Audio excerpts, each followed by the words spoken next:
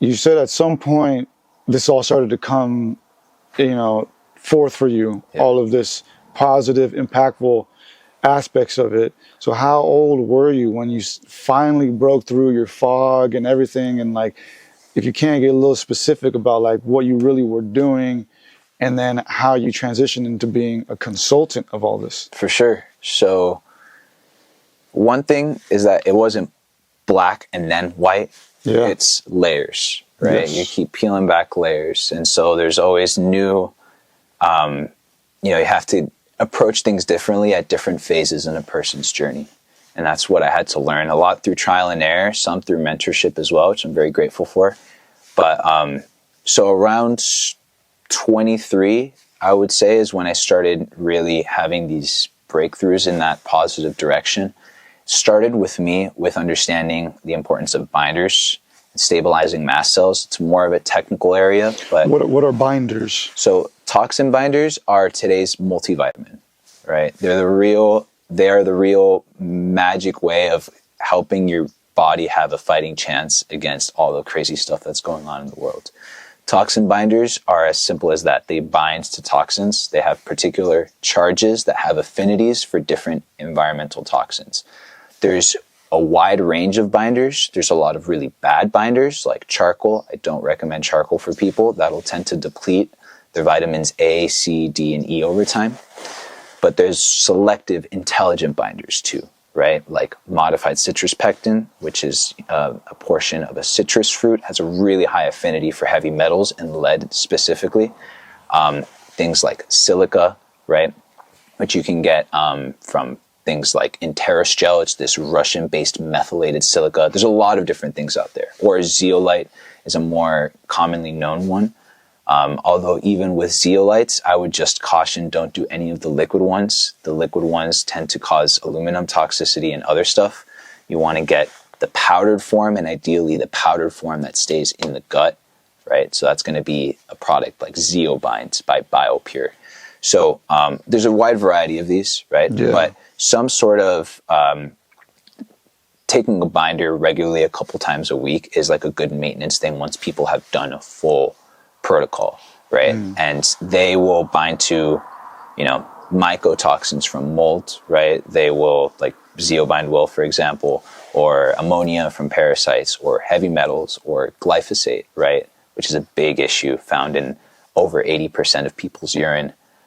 Or aluminum, which is glyphosate. Yeah, we can get into that too. Because glyphosate's a really, really common one. There's a couple like toxins that are at the top of the priority, either because of how toxic they are or because of how common they are. Yeah, that one's in like a lot of foods, right? Glyphosate. Yeah, it's everywhere. And that's just Monsanto, which is like an extension of freaking Satan at this point, right? I mean, they really have like this kind of, there's these people that have created this mass poisoning, and it's like they don't realize that they're being used by the darkness in some sort of like weird, dark, coherent way. But hopefully that's changing soon. Yeah, Hillary Clinton was like an advisor or president or some shit at some point. Yeah. She worked for them at some point. Yeah, that checks out. That checks out for sure. But again, so simple solutions, right?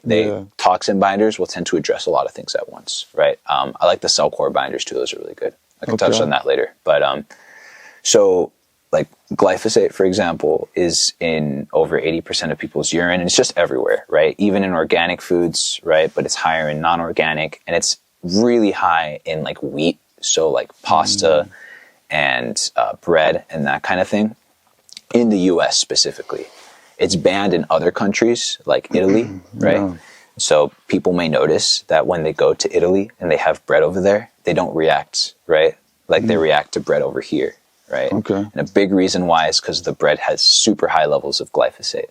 Right? Wow. Glyphosate, the research of Dr. Stephanie Seneff is a metal chelator. So it'll actually steal your beneficial minerals away from you so you can't absorb them, right? Yeah. It'll dysregulate other minerals, and it'll actually, when it combines with aluminum, which is found in geoengineering, like the chemtrails, right? It's a whole other topic too, but when it finds that aluminum in your body, it'll create a complex called aluminoglyphosate, which is, I think that's like the technical term. It's just something that's never been seen before in nature. Yeah. It'll combine with that and transport it all the way up into the brain to the pineal glands, where it disrupts its function, right? And that is something I really, really want to get into today, which we are going to. Yeah. But that's just wild, man. It's Yeah. like, I love thinking about life at the microscopic level, because, like, you know, we have life that's thriving at the microscopic level, at the quantum level. Mm-hmm. It's like a whole nother universe down there. And I'm just thinking to myself, like, you know, these compounds, these metals, these minerals at their like microscopic quantum level, it's like they're their own little entities in a weird way. And it's like, Big time. so it's like these evil wizards of alchemy at the top Yeah. who work for the reptilian lords or whatever, Something like that. Yeah. have understood this science, Yeah. you know, on a more complex level than we do. And they know it's as simple as that. Like, it's as simple as just adding a little bit of mineral there, a little bit of glyphosate there, Yeah. bam, and the people are controlled and they will not rebel today. Yeah. I mean, really, it is a spiritual war for sure. And it's a battle for a person's soul, because it all goes back to like, how embodied are you, right? The toxins will disembody you for the most part, right? Whether it's emotional or mental toxins, but also the physical ones. And detoxifying, right? If you do it well, and remineralizing with mineral balancing or another science will help your body express your soul properly. Yeah. You know? And it really is that deep, I believe, just because there is so much coordinated effort by probably a group of hyper intelligent scientists that are really on a nefarious goal and agenda. Can only speculate why they're doing it. But, you know, again, when you see like glyphosate, which is super common everywhere, combining with aluminum, which is off the charts in everyone's hair test, right? And it's off the charts in soil, it's off the charts in rain, it's off the charts in snow, because it's raining down on the chemtrails, right? And there's good whistleblowers that back that up as well. And all you have to do is just analyze everything, right? Everyone has high aluminum. And then the fact that it combines together and goes to the pineal glands, right, where it'll reduce your melatonin production, but also the pineal gland produces all sorts of other hormones, some of them even perhaps mystical, right, because there's that whole biochemical pathway from melatonin down to DMT.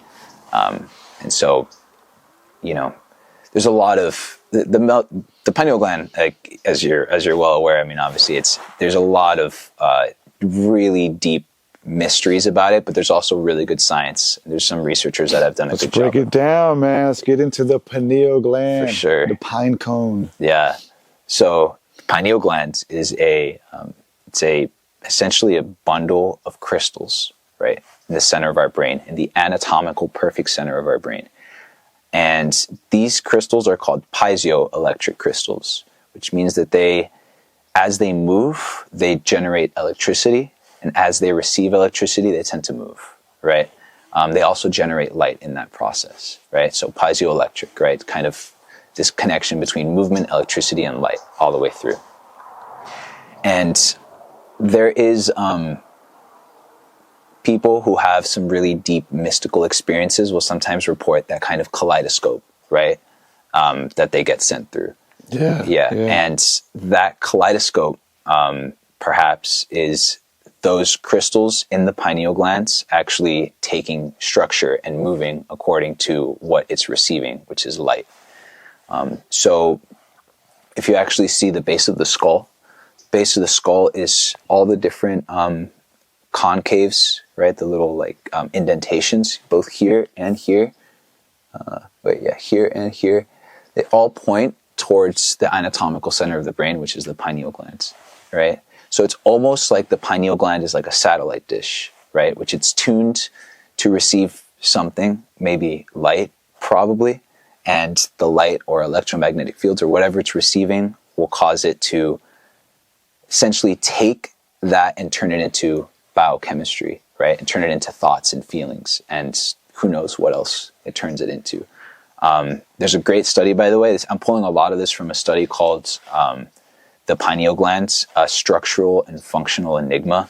talks about all sorts of crazy stuff, like how, the pineal gland is influenced by solar cycles, and the whole calcification deal, which it's a real thing, right? You study cadavers, and most people tend to have a calcified pineal gland. You can actually see it through like cone beam scans, right? Where, you're scanning.